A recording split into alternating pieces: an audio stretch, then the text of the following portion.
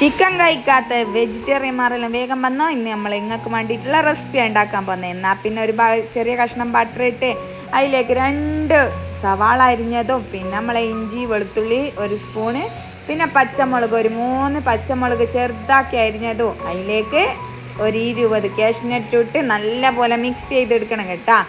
എല്ലാം ഇഷ്ടപ്പെട്ട നിങ്ങൾ ലൈക്കും സബ്സ്ക്രൈബും ചെയ്യാൻ നമ്മൾ പറയണ്ടല്ലോ, നിങ്ങൾ ചെയ്തിട്ടുണ്ടാവില്ലേ. എന്നാൽ പിന്നെ 2 തക്കാളിയും കൂടി അതിൽ അരിഞ്ഞിട്ടോളി കേട്ടോ.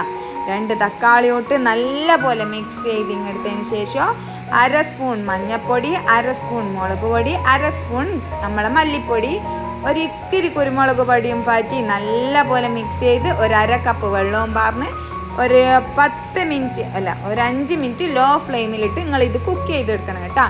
നല്ല പോലെ കുക്ക് ചെയ്ത സാധനം നമ്മൾ നേരെ ഒരു മിക്സീൻ്റെ ജാറിലിട്ട് കുറച്ചൊന്ന് തണിഞ്ഞോട്ടെ കേട്ടോ.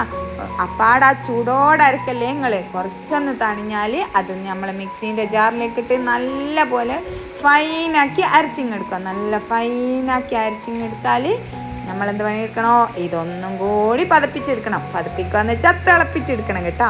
നല്ല പോലെ തിളപ്പിച്ചിങ്ങെടുത്താൽ ഒരു തിള വന്നാൽ നമ്മൾ നമ്മളെ പനീറില്ലാണ്ട് എന്ത് പനീർ ബട്ടർ മസാല അല്ലേ. എന്നാൽ പനീർ ബട്ടർ മസാലക്ക് പനീർ ഇട്ട് ഒരു 7 മിനിറ്റ് ലോ ഫ്ലെയിമിൽ കുക്ക് ചെയ്തിങ്ങെടുക്കണം. അതിലേക്ക് ഒരു കാ ടീസ്പൂൺ നമ്മളെ ഗരം മസാലപ്പൊടി, അഥവാ തിക്നെസ് കൂടുതലാണ് നിങ്ങൾ വെള്ളം പാരാൻ മറക്കണ്ടേ, ഒരു 1/4 കപ്പ് വെള്ളവും കൂടിയും പറഞ്ഞിട്ടാ.